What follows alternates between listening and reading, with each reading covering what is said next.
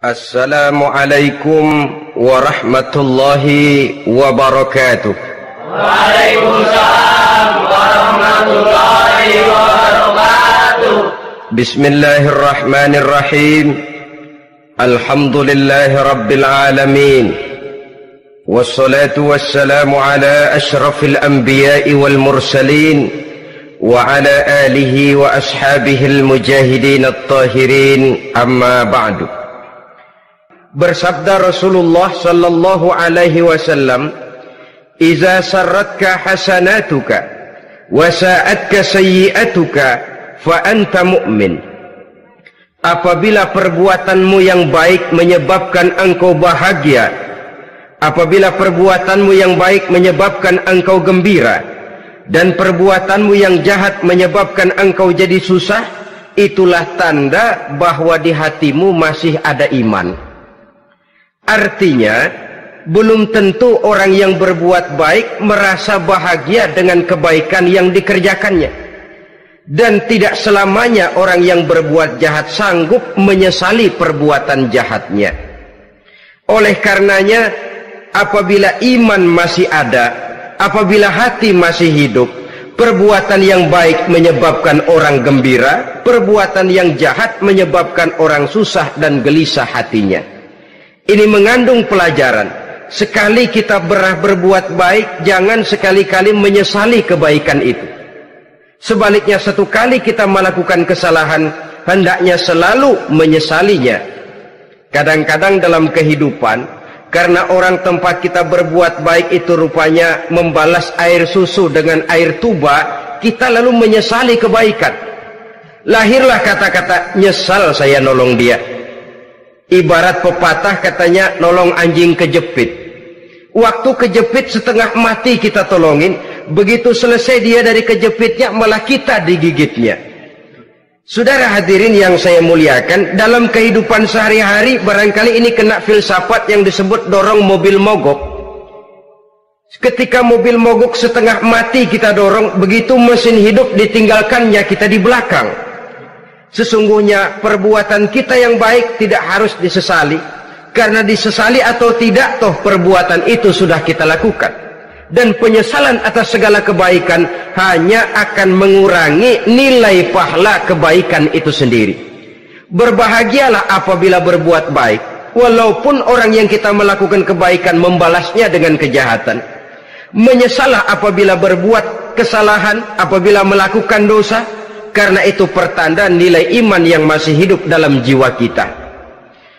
Saudara-saudara kaum muslimin yang berbahagia, jadi sungguh pun pahala dan dosa sesuatu yang abstrak, efeknya jelas dia mendatangkan kebahagiaan atau membawa kepada kegelisahan batin di dalam kehidupan manusia. Orang di zaman materialis kurang terangsang berbuat pahala dan terdorong melakukan dosa. Kenapa? Karena pahala tidak kelihatan, dosa tidak nampak. Kalau pahala kelihatan, barangkali nggak kuat kita mikul pahala.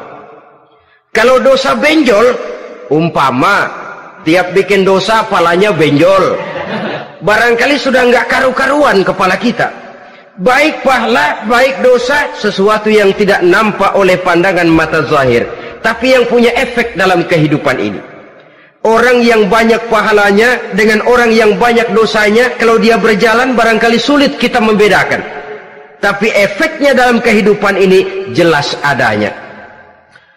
Sesuatu yang bernama pahala kita perlukan, karena hidup tidak berhenti hingga di sini.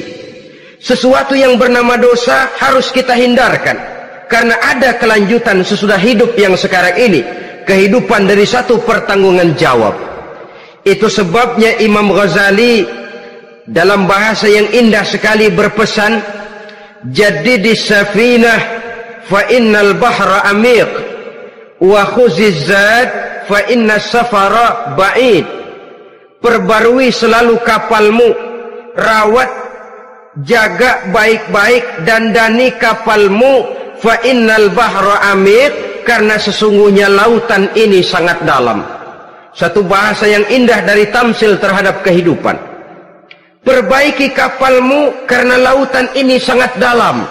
Artinya, jaga baik-baik hatimu, pelihara iman dan keyakinanmu, karena hidup ini bagaikan gelombang lautan, tempo-tempo air tenang, tempo-tempo ombak menggila dan menggunung. Jaga iman baik-baik karena hidup penuh dengan cobaan dan ujian. Itu maksudnya. Wa khuziz zad fa inna safara ba'id. Dan bawa bekal yang banyak karena perjalanan hidup ini sangat panjang. Perjalanan ini sangat jauh.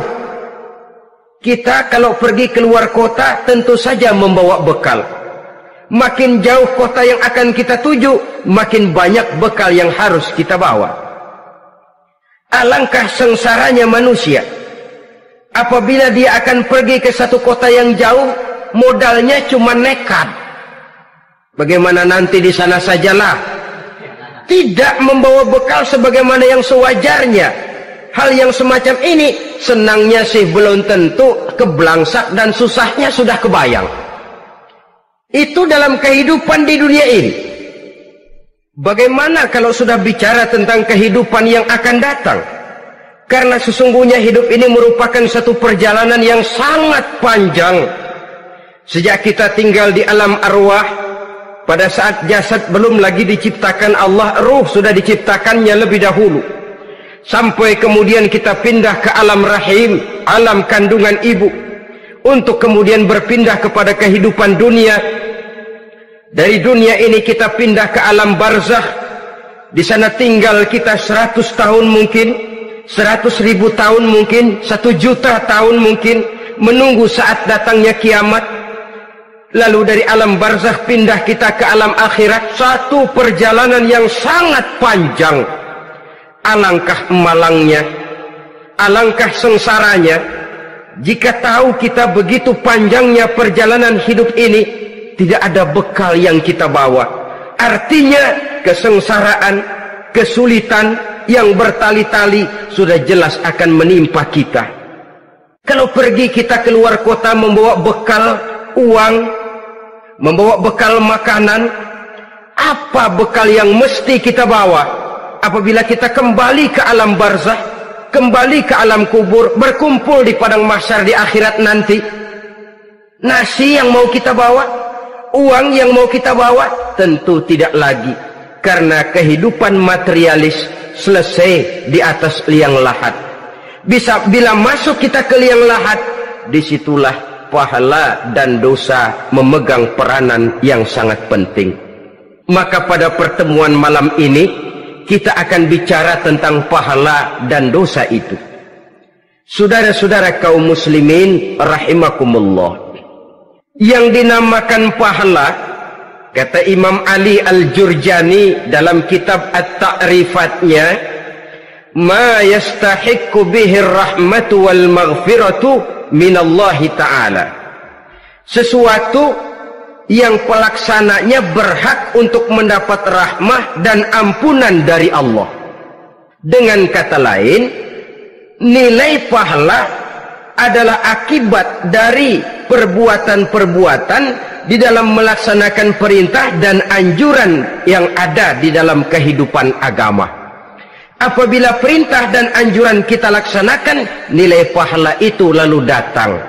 Nah, nilai pahala dalam Islam menurut konsepsi Quran, Allah menjelaskan, man jaa bil hasanati falahu asyru amsalha. Barang siapa yang datang membawa satu kebajikan, barang siapa yang melaksanakan satu kebaikan, maka dia akan mendapat balasan 10 kali dari kebaikan yang dikerjakannya. 10 kali ini pun masih dilipat gandakan dengan 7 ini pun masih dikalikan 100, dan itu pun masih ditambah dengan pernyataan wallahu yudha'ifu liman yasha. Allah masih akan melipat gandakan perbuatan baik seseorang yang dikehendakinya. Itulah nikmatnya dalam Islam. Tetapi sebaliknya, wa man jaa'a bisayyi'ati fala yujza illa mislaha. Barang siapa yang melakukan satu kejahatan, dia tidak akan mendapat balasan kecuali sesuai dengan kejahatan yang dikerjakannya. Alangkah rahman dan rahimnya Allah. Orang yang berbuat baik dibalas 10, dikali 7, dikali 100, masih dilipat gandakan pula. Tapi orang yang berbuat jahat tidak akan mendapat balasan kecuali sesuai dengan kejahatan yang dikerjakannya. Ini kan beda dengan sifat kita manusia. Kita ini kadang-kadang kalau dijitak membalasnya mukul. Tapi kalau orang berbuat baik kepada kita, kita enggan untuk berbuat baik kepada orang tadi. Allah tidak mengajarkan begitu. Satu kebaikan berbalas 10. Satu kejahatan berbalas dengan satu kejahatan. Maha Rahman dan Rahim Allah. Bahkan dalam Islam, niat berbuat baik saja mendapat pahala. Sedangkan niat berbuat jahat belum ditulis merupakan satu dosa sampai kejahatan itu dikerjakan oleh orang yang niat tadi. Umpamanya, saudara niat nanti malam giliran pengajian saya mau hadir di majelis taklim. Pas datang waktu malam hujan turun sangat lebat. Saudara berhalangan datang ke majelis taklim, saudara sudah mendapat pahala niat. Tapi saudara niat, nanti malam kalau turun hujan, saya mau bongkar rumahnya si fulan, saya mau curi seluruh harta bendanya. Ternyata malam saudara tidak mengerjakan perbuatan itu belum ditulis dosa sampai perbuatan itu benar-benar dikerjakan. Tapi lalu jangan macam-macam. Kalau begitu niat aja yang baik, biar nggak usah dikerjain. Niat aja pengen ngaji walaupun tidak ada niatan untuk ngaji. Allah lebih tahu tentang apa yang terdetik di dalam hati sanubari kita. Itulah sebabnya sangat dianjurkan orang untuk melakukan segala macam kebajikan, dan dianjurkan orang menjauhkan segala macam bentuk kejahatan, karena dia akan berefek melahirkan dosa dan pahala. Dosa dan pahala itulah alat untuk memperoleh kebahagiaan di alam kubur, di padang mahsyar, sampai di akhirat nanti. Di dunia ini mungkin segalanya bisa kita beli dengan yang namanya uang. Keamanan kita bisa menyewa petugas untuk menjaga rumah kita. Kendaraan yang mewah bisa kita beli. Udara yang sejuk bisa kita ciptakan. Siapa banyak uang dia raja. Mungkin itu di dunia. Tapi bisa apa uang kalau kita sudah masuk ke alam kubur? Bisakah munkar nakir kita sogok? Udah karkir, jangan nanya nih, cepet. Bisakah malaikat azab menyingkir dengan uang semir? Ternyata tidak. Untuk memperoleh kebahagiaan di sana, nilai pahala. Kesengsaraan akan kita dapat kalau kita banyak menumpuk dosa. Oleh karena itu jangan beranggapan pahala nggak kelihatan, dosa juga nggak kelihatan, biarin saja. Yang tidak kelihatan ini pada waktunya akan memegang peranan yang sangat penting. Tapi tidak cuma untuk menghadapi hidup di situ kita lalu harus berbuat baik dan meninggalkan yang jahat, terutama juga di dunia ini. Toh pepatah bilang gajah mati meninggalkan gading, harimau mati meninggalkan belang. Apa yang akan kita tinggalkan setelah kita mati? Kita ingin jasad kita boleh hancur terkubur tanah, tapi nama kita ingin hidup terus, dikenang orang 100, 1000, bahkan 1.000.000 tahun yang akan datang. Ditulis orang dengan tinta emas dalam sejarah, tercatat kita sebagai orang baik-baik. Saudara-saudara kaum muslimin rahimakumullah. Lalu perbuatan apa yang bisa mendatangkan pahala itu? Saudara-saudara, semua perbuatan yang diperintah dan dianjurkan oleh Allah, yang dikerjakan dengan ikhlas hanya untuk mencapai ridho Allah, mendatangkan pahala. Kadang-kadang menurut pendapat kita remeh, tapi nilainya di sisi Allah besar. Itu pahala. Menghitung pahala itu hak prerogatif Allah. Perbuatan yang ringan Allah mau berikan ganjaran yang besar, itu urusan Allah.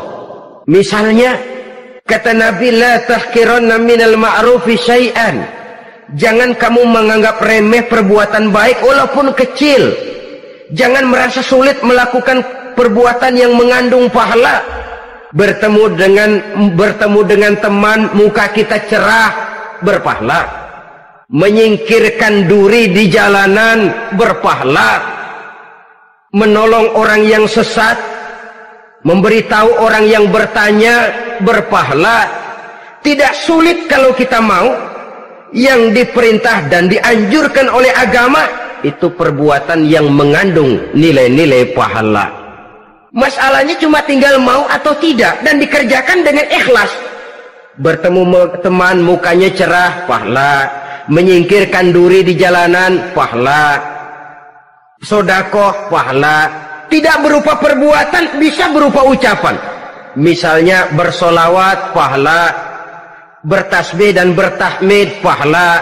Kata Nabi, kalimatani khafifatani 'alal lisan, saqilatani fil mizan. Ada dua kalimat yang enteng di lidah tapi berat di timbangan akhirat nanti. Apa itu? Subhanallah walhamdulillah. Itu kan amalan yang ringan, perbuatan yang mudah saja, tapi nilainya demikian besar dalam pandangan Allah. Jadi pendeknya, perbuatan yang bernilai pahala adalah perintah dan anjuran agama yang dilaksanakan dengan ikhlas semata-mata untuk mencapai ridho Allah, itu mengandung pahala. Niat dasarnya itu harus karena Allah, landasannya harus karena ikhlas. Bukan cuma sekedar basa-basi, tidak karena ingin dipuji orang, tidak karena mengharap tanda jasa, tapi ikhlas semata-mata.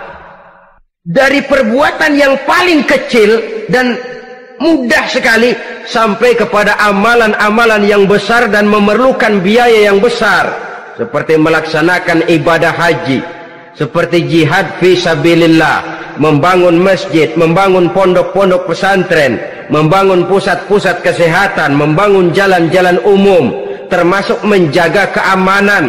Jangan dikira loh, siskamling umpamanya, menjaga keamanan kampung tidak berpahala.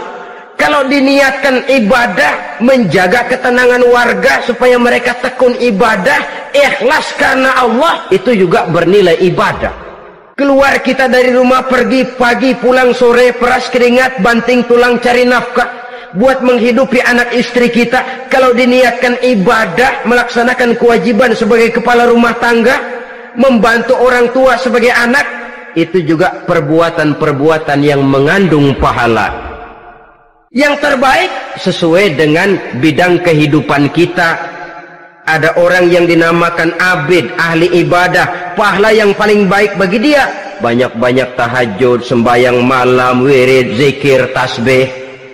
Ada yang dinamakan orang alim, pahala yang paling baik buat orang macam ini mengajar, menyebarkan ilmu, mendakwahkan Islam. Ada yang disebut wali, pejabat pemerintah, petugas.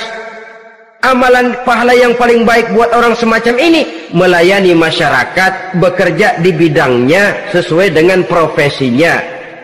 Saudara hadirin yang saya hormati, jadi dengan demikian perbuatan-perbuatan yang mengandung nilai-nilai pahala ini bisa perbuatan yang menurut kita kecil namun punya nilai besar. Apalagi perbuatan besar dengan biaya yang besar, tentu makin besar juga pahala yang disediakan oleh Allah Subhanahu wa ta'ala.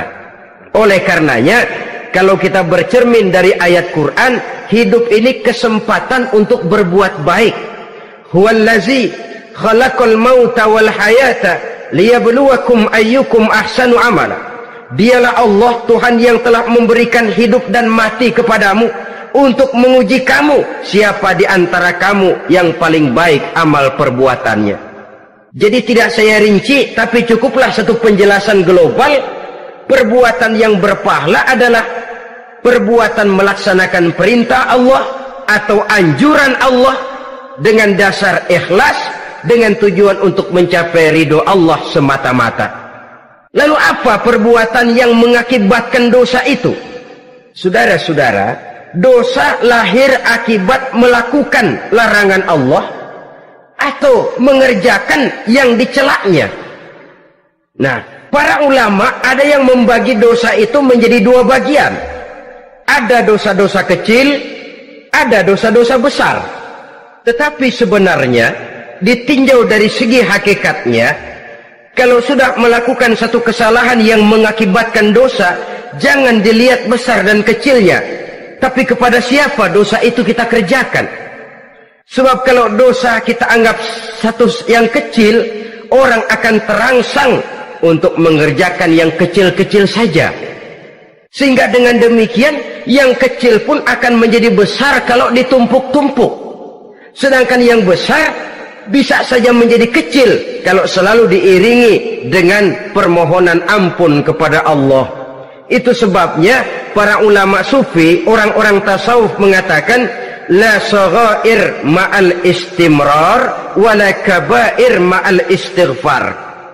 Tidak ada dosa yang kecil kalau dikerjakan terus-menerus, dan tidak ada dosa yang besar kalau digempur tiap saat dengan perbuatan istighfar atau memohon ampun kepada Allah Subhanahu wa taala. Cuma saja pada umumnya karena dosa-dosa kecil itu lebih mudah taubatnya, dan ada janji Nabi, barang siapa yang meninggalkan dosa-dosa besar akan diampuni dosa-dosanya yang kecil-kecil. Oleh karena itu, pada kesempatan ini kita akan juga bicarakan apa saja yang termasuk klasifikasi dosa-dosa besar, dengan harapan kita bisa menjaga diri, menyelamatkan diri, jangan sampai terjatuh ke dalam dosa-dosa yang besar tadi. Tetapi bukan berarti kita harus terangsang melakukan dosa-dosa yang kecil. Biarin kecil ini, tobatnya gampang. Dosa kelas teri. Dosa itu kan tidak kelihatan. Lalu terangsang melakukan perbuatan dosa-dosa walaupun kecil, kalau berlarut terus-menerus dia akan tumbuh menjadi dosa yang besar. Oleh karenanya jangan sampai mengundang pengertian kalau kita membicarakan dosa-dosa yang besar lalu terangsang melakukan dosa-dosa yang kecil. Karena bagaimanapun juga dosa kecil dan dosa besar sama dalam arti kepada Allah kita melakukan kesalahan. Dan dosa yang kecil pun kalau bertumpuk dia akan menjadi banyak. Saudara-saudara kaum muslimin rahimakumullah, ada beberapa jenis dosa-dosa besar. Jenis yang pertama asyirku billah, syirik atau menyekutukan Allah. Dari sekian deretan dosa-dosa besar, syirik ini merupakan bapak moyangnya dosa. Dedengkotnya dosa itu syirik, menyekutukan Allah. Bahkan dosa yang lain Allah masih mau mengampuni, tapi kalau sudah syirik, menyekutukan Allah, itu sudah satu dosa yang tidak berampun sama sekali. Oleh karena itu tepat pesan Imam Ghazali tadi, jadi di safinah fa innal bahra amik, jaga iman, pelihara akidah, dandani kapal, karena hidup ini gelombang lautan sangat dalam, hidup banyak cobaan.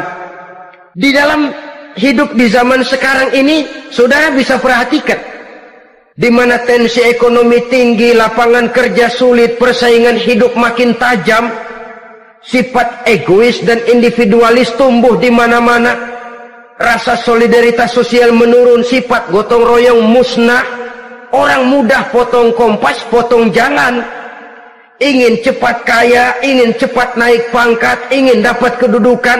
Kadang-kadang akidah pun terjual, akidah pun musnah, jatuh ke jurang syirik pun tidak jadi soal.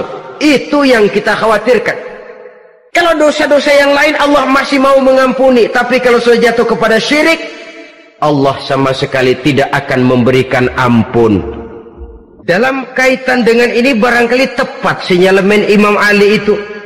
Andai kata kemiskinan merupakan satu kepribadian, saya akan membunuhnya lebih dahulu. Artinya memang kemiskinan ini sering mendorong orang kepada jurang kemusyrikan.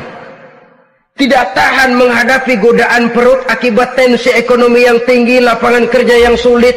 Iman pun jadilah ditukar dengan 3 liter beras. Akidah pun jadilah dibarter dengan 3 bungkus supermi, dengan pakaian bekas, dengan obat-obatan. Tidak jadi soal baginya mengejar kebahagiaan yang relatif singkat dengan mengorbankan kebahagiaan yang abadi.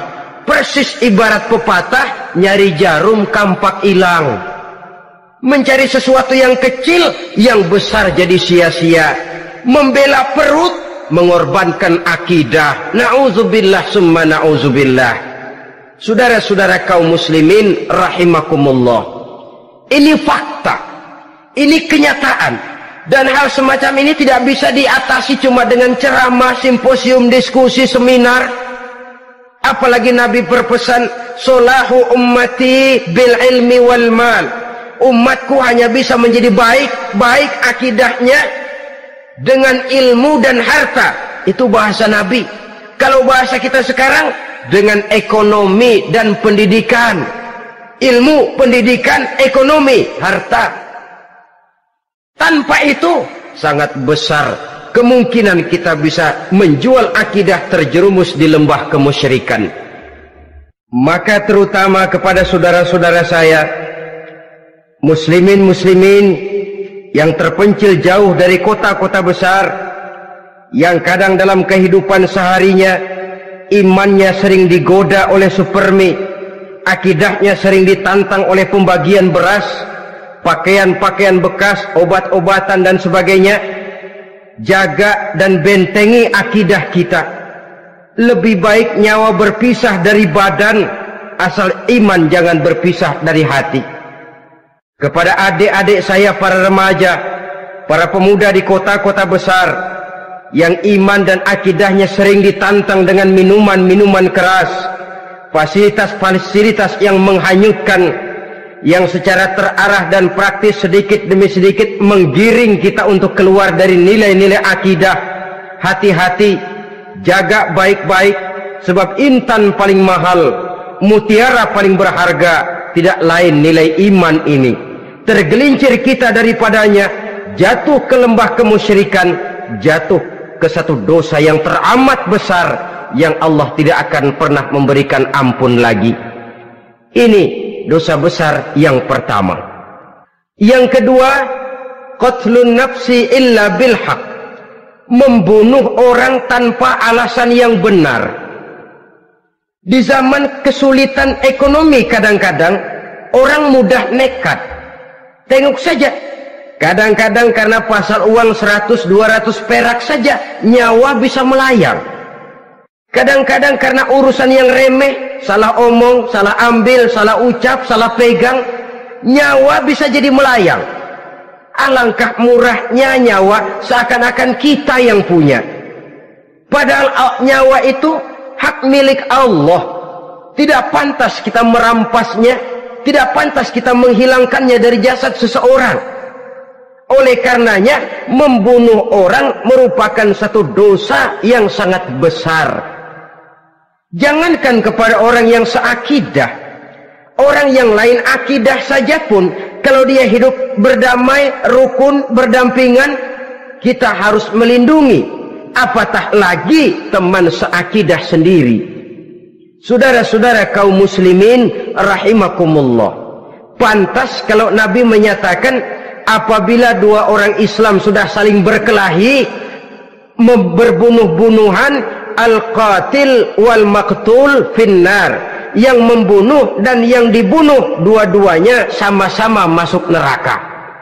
Sahabat heran, ya Rasul, kalau yang membunuh masuk neraka sih wajar, tapi yang terbunuh kok neraka juga, kenapa? Kata Rasul, sebenarnya dia juga cuma sudah niat untuk membunuh, cuma keduluan saja. Andai kata dia tidak terbunuh, tentu dia yang akan membunuh. Saudara-saudara kaum muslimin rahimakumullah, Islam sesuai dengan namanya adalah agama damai. Kita tidak boleh mencari-cari musuh, walaupun tidak boleh lari kalau bertemu musuh. Oleh karenanya, pantang seorang muslim menimbulkan benih keonaran menjadi biang kerok buat lingkungannya. Sesuai dengan namanya, seorang muslim adalah seorang yang dalam hidup senantiasa berusaha menebarkan salam, menebarkan kedamaian, ketenangan dan ketentraman. Dengan prinsip musuh jangan dicari, bertemu pun jangan lari. Yang ketiga, termasuk dalam kelompok dosa besar ini, syurbul khamr, meminum minuman keras. Termasuk di dalam kata khamr ini ganja, morfin, narkotik. Sebab apa? Jenis minuman semacam itu tidak hanya merusak keadaan sekarang, tapi sekaligus merusak kehidupan yang akan datang. Kalau itu jatuh di tangan generasi muda, artinya kan merusak kehidupan masa depan daripada suatu bangsa. Karena apa? Remaja dan pemuda merupakan bentuk miniatur daripada kehidupan bangsa. Akan bagaimana warna umat Islam di Indonesia, bahkan akan bagaimana warna Indonesia 30, 40, 50 tahun yang akan datang, remaja sekarang jawabannya. Kalau remaja kita sekarang ini kerjanya cuma bisa nyekek botol, insya Allah bangsa Indonesia 30-40 tahun yang akan datang akan tumbuh menjadi bangsa teler. Tidak banyak yang bisa kita harapkan. Remaja adalah gambaran masa depan dari satu bangsa, dari satu umat. Dan remaja itu di dalam dirinya secara fitrah terkumpul semua bakat, terdapat semua kemungkinan. Kita ini lahir membawa sifat pemimpin, tapi juga membawa sifat pengacau. Kita ini ada bakat jadi orang jujur, ada bakat jadi pengkhianat. Kita ini ada bakat menjadi orang baik-baik, kita juga punya bakat jadi biang kerok. Kita kemungkinan bisa jadi pemimpin bangsa, tapi juga bisa menjadi pemimpin bangsat. Nanti lingkungan dan pendidikan akan menumbuhkan, membentuk mana yang tumbuh lebih subur. Kalau lingkungan dan pendidikannya lebih banyak bercerita tentang kejujuran, maka nilai kejujuran yang akan tumbuh lebih banyak dalam jiwanya. Dan insya Allah diharapkan dia akan menjadi manusia yang jujur di kelak kemudian hari nanti. Dan masalah minuman keras ini sebenarnya berkait. Kita tidak bisa cuma menyalahkan remaja saja, menyalahkan pemuda saja. Karena bagaimanapun masalahnya kompleks.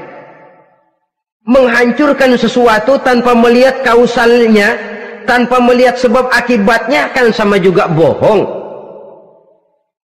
Kemungkinan karena broken home, kemungkinan karena pergaulan, kemungkinan karena kurang perhatian orang tua, kemungkinan karena akibat bacaan, tontonan, atau fasilitas berupa dibukanya pabrik-pabrik minuman keras, dijualnya minuman-minuman keras, di warung-warung yang remang-remang, yang memberikan kenikmatan, kebahagiaan dan kebanggaan tersendiri, sehingga akhirnya orang terangsang untuk datang dan minum di sana. Pada dasarnya memang sepele, cuman minum, nggak ngerugiin orang lain kan? Iya, pada waktu minum. Tapi dikala sudah mabuk, out of control, apapun bisa kita lakukan. Yang kita ucapkan kita tidak sadari lagi, yang kita kerjakan tidak kita sadari lagi. Dikala itu segala macam kejahatan bukan sesuatu yang tidak mungkin untuk kita laksanakan. Nggak ngerugiin orang lain, memang pada saat mau minum. Tapi begitu minum, mabuk, kita bisa merugikan orang lain. Setidaknya merugikan diri sendiri. Pertumbuhan IQ menjadi lemah, semangat kehidupan hilang, gairah kerja menurun, kalau tidak ada sama sekali. Lalu apa yang bisa kita lakukan di dalam kehidupan? Dan akan lebih celaka kalau ini menimpa kehidupan generasi muda kita. Kadang-kadang yang ironi ya, kalau yang orang tuanya mampu barangkali masih tertolong, tapi yang orang tuanya kondisi ekonomi lemah masih kepengen teler juga. Orang tuanya nggak mampu masih pengen mabuk. Dari ganja, morfin nggak dapat, akhirnya kaleng cet diisepin. Yang penting kan bisa teler, mendatangkan satu kebahagiaan tersendiri. Itu sebabnya memang satu kejahatan menurut teori polisi ya hanya bisa terjadi karena faktor N dan K, niat dan kesempatan. Niat ada, kesempatan ada, jadi orang jahat. Kurang salah satunya, biasanya kejahatan terbendung. Niat ada, kesempatan tidak ada, sulit berbuat jahat. Kesempatan ada, niat tidak ada, tidak mungkin orang jahat. Tapi yang paling dominan sebenarnya niat. Kalau niat sudah kuat, kesempatan bisa dicari. Kesempatan bisa diciptakan. Biar hansip nongkrong, ditungguin lengahnya. Ya biarin. Jam 11 sampai jam 2. Matanya melotot. Jam 3 dia mulai ngulet, ngempet. Nah, di saat itu saya masuk ke rumahnya. Kalau niat kuat, kesempatan bisa diciptakan. Dan kalau sudah niat, ini masalah hati. Kalau sudah masalah hati, menyangkut soal moral. Moral artinya sudah masuk kepada kehidupan agama. Saudara-saudara kaum muslimin rahimakumullah. Yang keempat yang termasuk jenis dosa besar, az-zina, perbuatan zina. Di zaman pergaulan bebas dengan prinsip free love, free sex ini, tengok sudah berapa banyak gadis-gadis bergelimpangan jadi korban. Berapa banyak bayi-bayi yang lahir ke dunia tanpa tahu kemana dia mesti memanggil bapak. Apakah deretan jumlah korban ini masih harus bertambah lagi? Paling tidak, biarlah yang sudah jadi korban, tapi jangan bertambah lagi hendaknya. Masing-masing kita berupaya menahan diri. Termasuk dalam kategori zina ini, yang merupakan cabang-cabangnya, liwat, homoseks, lesbian, masturbasi. Bahkan masturbasi itu termasuk jenis zina tangan. Dan itu juga merupakan satu dosa. Di samping dosa juga merusak diri. Karena bagaimanapun juga dia akan mengurangi kemampuan daya pikir seseorang. Maka agama memberikan jalan keluar. Pesan Nabi, ya ma'syara syabab, man istata'a minkumul ba'at falyatazawwaj. Hai para pemuda, kata Nabi, barang siapa di antara kamu yang sudah bisa ba'at, yang sudah mampu ba'at. Ba'at itu artinya memberikan nafkah, baik nafkah zahir maupun nafkah batin, falyatazawwaj, maka hendaklah dia kawin. Jadi yang maksud ba'at ini ya nafkah zahir, ya nafkah batin. Kita kadang-kadang cuma bisa ngasih nafkah batin saja sudah merasa pokoknya kan saya sanggup untuk kawin, lalu kawin tanpa kehilangan, dengan kehilangan pertimbangan. Saudara-saudara, wa illam yastati', adapun kalau dia belum mampu, fa alaihi bisyam, hendaknya dia banyak puasa. Fa innahu lahu wija, karena puasa itu akan merupakan benteng jangan sampai orang memperturutkan hawa nafsunya. Andai kata puasa belum hobi, banyaklah olahraga para pemuda, para remaja. Karena dengan olahraga, pemikiran untuk memperturutkan hawa nafsu agak sedikit terkendali dan energi tersalurkan dalam bentuk yang positif. Pendeknya kreatif, banyak kegiatan. Ini pesan Imam Syafi'i tepat itu. Kata beliau, inni ra'aitu wuqufal ma'i yufsiduh in sala taba wa illam yajri lam yatib. Aku melihat air kalau diam rusak, tapi kalau dia mengalir jernih. Air kalau ngendap nggak ngalir, nyamuk nyarang di situ, bisa jadi sumber penyakit. Manusia hidup begitu. Kalau nggak punya kegiatan, nggak kreatif, kerjanya cuma ndelohom, ayam-ayam, akhirnya jadi ngerusak. Ngomongin orang, si ano ngapa, ano, kebangetan nggak ngapa-ngapain, orang aja dipontenin, orang diomongin, lahirlah namimah, lahirlah ghibah. Saudara-saudara, air itu kalau ngendap ada aja yang nyarang, tapi kalau dia ngalir, orang ada kesibukan, insya Allah dia tidak akan jatuh kepada sesuatu yang bisa mengundang dosa. Isilah waktu dengan hal-hal yang bermanfaat, karena hidup ini singkat dan tidak berjalan mundur ke belakang, mundur hancur, berhenti diinjak orang. Sekali melangkah, jangan surut mundur ke belakang. Homoseks terlepas dari penyakit kejiwaan. Sekarang ini kan sudah ada persatuan kaum gay katanya, meminta perlakuan yang sama dan agar dibolehkan kawin sesama mereka. Secara manusiawi boleh, secara manusiawi kita hargai mereka, tapi dari kacamata agama ini jelas merupakan penyimpangan, dan penyimpangan merupakan suatu dosa terlepas dari pertimbangan manusiawi. Jangan karena terlalu memperturutkan suara manusiawi lalu kita mengesampingkan agama. Termasuk lesbian, wadon karo wadon. Kalau homo itu kan lanang karo lanang katanya.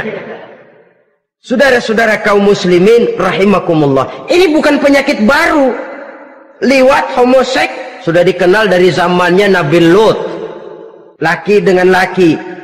Lesbian dari zaman istrinya Nabi Lut. Terlepas dari penyakit kejiwaan, dari segi agama ini merupakan penyimpangan dan merupakan dosa yang besar.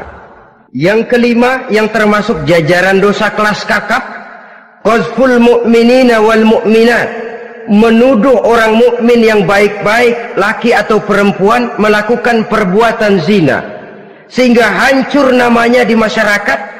Ini merupakan satu perbuatan dosa yang sangat besar dan sangat dimurkai oleh Allah. Saudara-saudara kaum muslimin rahimakumullah, oleh sebab itu tentang masalah ini, kalau memang tidak ada saksi, jangan sembarang kita enteng lidah menuduh orang lain berbuat zina, menuduh orang lain berbuat serong. Dosanya kelewat besar di dalam kehidupan. Karena apa? Mencari harga diri itu berat, memelihara kehormatan diri jauh lebih berat. Satu kali orang dihancurkan namanya di masyarakat, dia akan terisolir jadinya. Oleh karenanya, berlindung kita kepada Allah, jangan sampailah dihinggapi oleh sifat ini. Karena sentimen kita kepada seseorang, karena hasad kita kepada seseorang, tidak senang melihat orang lain lebih maju, lalu lidah ini seenaknya saja mengucapkan kata, padahal sanksi dan resikonya sangat besar. Yang kita tuduh barangkali mendapat pahala dari Allah, kita sendiri yang menuduh tanpa saksi, tanpa alasan yang benar, mendapat dosa yang sangat besar. Saudara-saudara, memang kadang-kadang aneh dalam hidup ini. Seorang pelacur biasanya bisa menjaga mulutnya di masyarakat, kata-katanya baik, sopan. Kenapa? Karena mulut yang satu sudah tidak terjaga.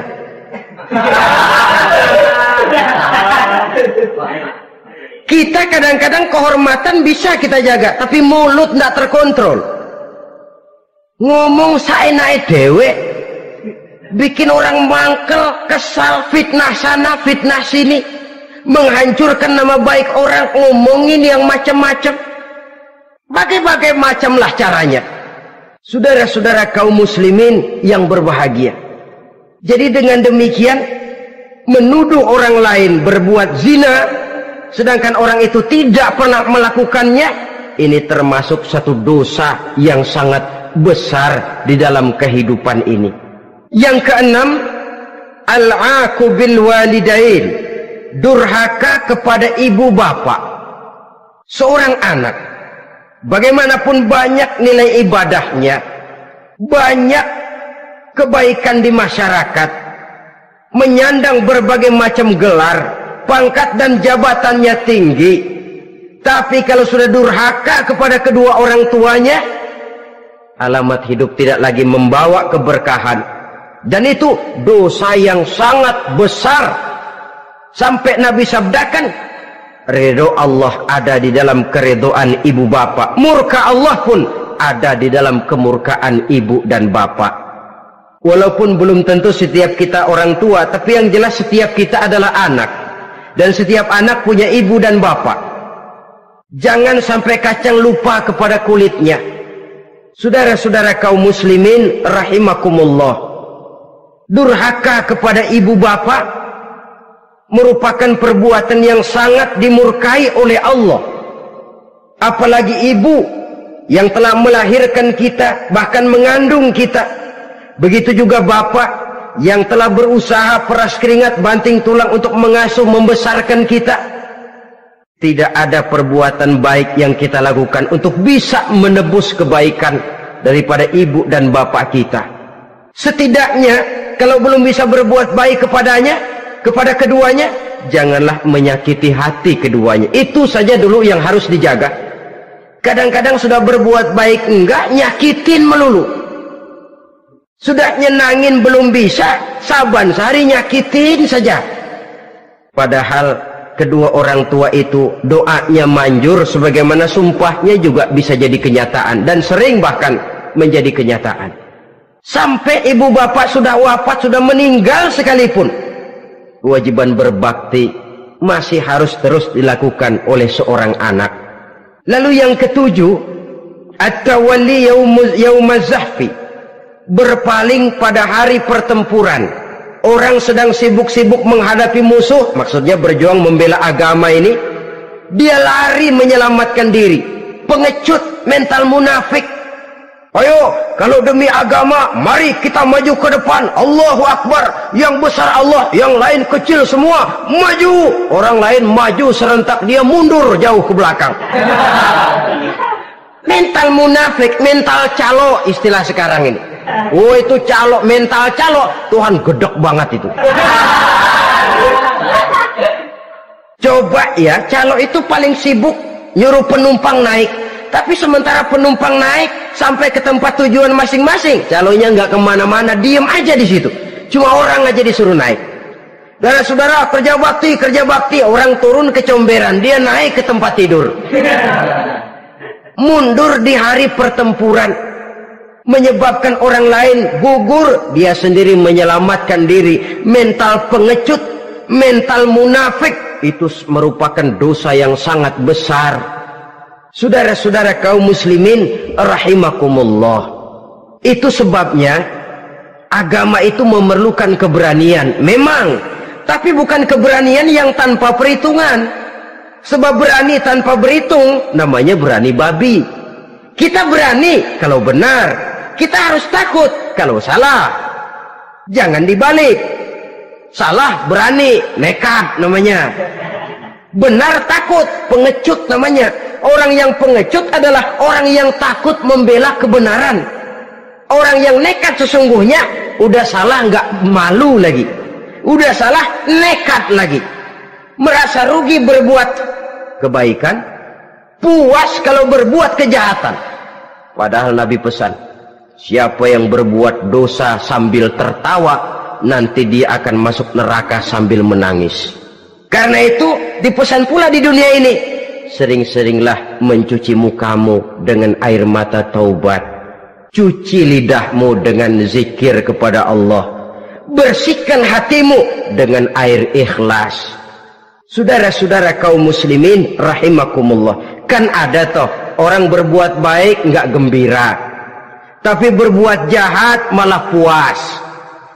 Atau sama saja, orang lain berbuat baik hatinya kesel, orang lain berbuat jahat dia malah mendukung, atau orang lain tergelincir berbuat jahat dia malah girang. Ini kan tidak objektif, karena yang berbuat baik orang yang dia keselin dia nggak seneng, tetapi karena yang berbuat jahat orang yang dia senengin dibenerin juga. Itu nggak objektif namanya. Mundur di hari pertempuran pada saat saudara-saudara kita sedang menghadapi musuh, sikap pengecut yang sangat dibenci Allah. Yang kedelapan, termasuk kelompok dosa besar, aklu malil yatim, makan harta anak yatim. Kadang-kadang ada orang mengeksploitir loh nasib anak-anak yatim. Karena biasanya para dermawan peka kalau mendengar nasib yatim, memberikan santunan. Si yatim belum makan, yang ngurusin udah pada kenyang. Mengeksploitir, memakan harta anak yatim termasuk dosa yang sangat besar. Sehingga Nabi pesan, ana wa kafilul yatim kahataini yaumal qiyamah. Aku dan orang yang menyantuni anak yatim seperti dua jari ini di hari kiamat. Rumah yang paling dimuliakan Allah adalah rumah yang di dalamnya ada anak yatim yang hidupnya dihormati, hidupnya disantuni, keperluannya dicukupi. Maaf saja, tahap kita menyantuni anak yatim ini baru tahap setahun sekali. Kalau Muharram kita agungkanlah, kita besarkan. Lebaran yatim katanya, kita kumpulkan dana, kita usap kepala yatim, kita kumpulkan beras, kita bagikan hari itu. Perkara bulan depan kelaparan, kita tutup kuping. Perkara bulan berikutnya dia kelaparan, kita masa bodoh. Bahwa di bulan Muharram kita santuni yatim piatu itu sudah baik, tapi akan lebih baik lagi kalau kita sanggup menjadi bapak asuh mereka, memikirkan sekolah mereka, ada kontinuitas. Kalau mereka diasuh oleh orang lain lalu bertukar